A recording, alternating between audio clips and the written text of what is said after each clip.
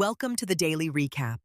Two ships just got attacked in one of the most important waterways on the entire planet.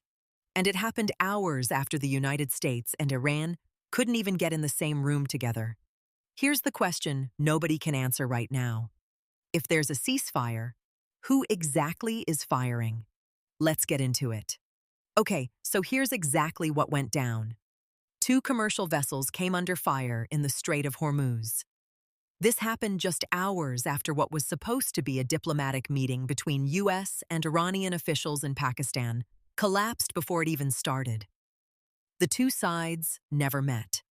No handshake, no table, no talks. Now here's where it gets complicated. President Trump had already extended the ceasefire indefinitely. That's his word, indefinitely, meaning no set end date, no deadline. The fighting is supposed to be paused. And yet, within hours of that announcement, ships are getting hit in the Strait of Hormuz.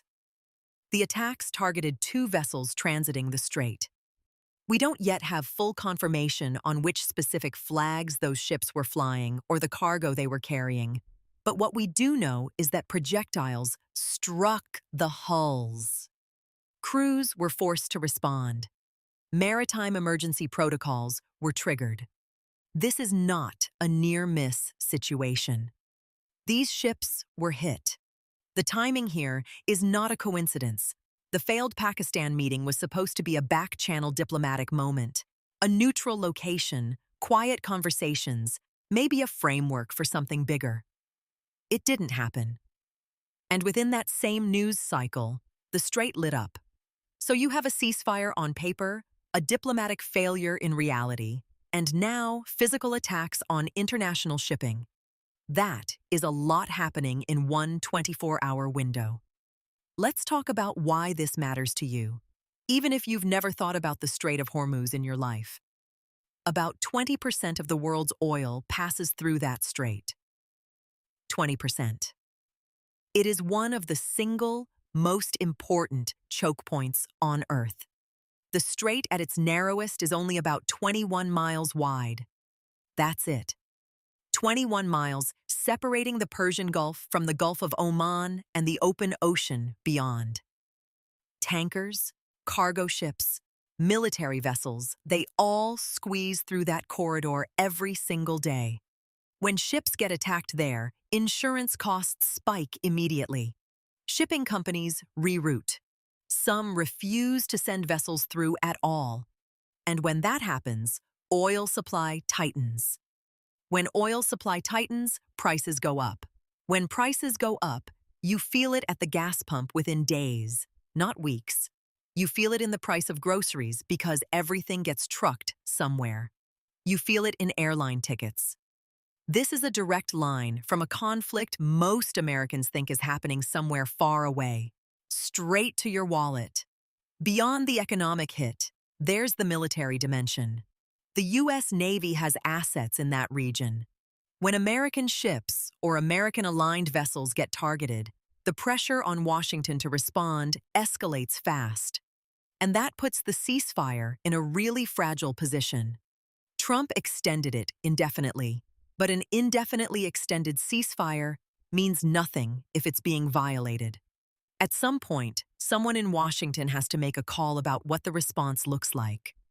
There's also the question of who ordered these attacks or who carried them out.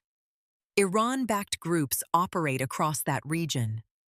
If the attacks are traced back to any faction with ties to Tehran, that changes the diplomatic math entirely. Iran would need to either condemn it, claim distance from it, or the talks that already collapsed in Pakistan become even harder to restart. And allies are watching. Saudi Arabia, Israel, the UAE, all of them are calibrating based on what happens here. European nations with shipping interests are watching. China, which imports enormous amounts of Gulf oil, is watching. This one strait carries geopolitical weight that is almost impossible to overstate. To understand why this moment is so tense, you need a little context. The Strait of Hormuz has been a pressure point for decades. Iran has threatened to close it multiple times going back to the 1980s, during the Tanker War, when both Iran and Iraq were attacking oil ships. The U.S. eventually started escorting Kuwaiti tankers under American flags. Attacks in that strait have happened before, but the context around each incident changes everything. The current conflict traces back through years of escalating tensions between the United States and Iran. Sanctions, proxy wars, nuclear negotiations that went forward and then fell apart. The 2015 nuclear deal, the U.S. withdrawal from it in 2018 under Trump's first term, the reimposition of maximum pressure sanctions, all of that created a slow-building crisis. Add in regional proxy conflicts in Yemen, Iraq, Syria, and Lebanon, and you have a region that has been on a low simmer for years. The ceasefire that Trump extended was itself a fragile thing. It came after a period of direct military exchange. The Pakistan meeting was supposed to be the first real step towards something more permanent. The fact that it collapsed before it began tells you how little trust exists between these two governments right now.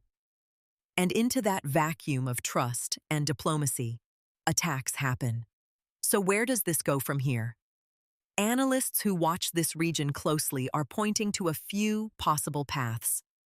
The most optimistic one is that both sides treat these ship attacks as the work of a rogue faction, condemn it quietly, and find a way to get back to the table. Diplomacy resets. The Pakistan meeting gets rescheduled, maybe in a different city with different mediators.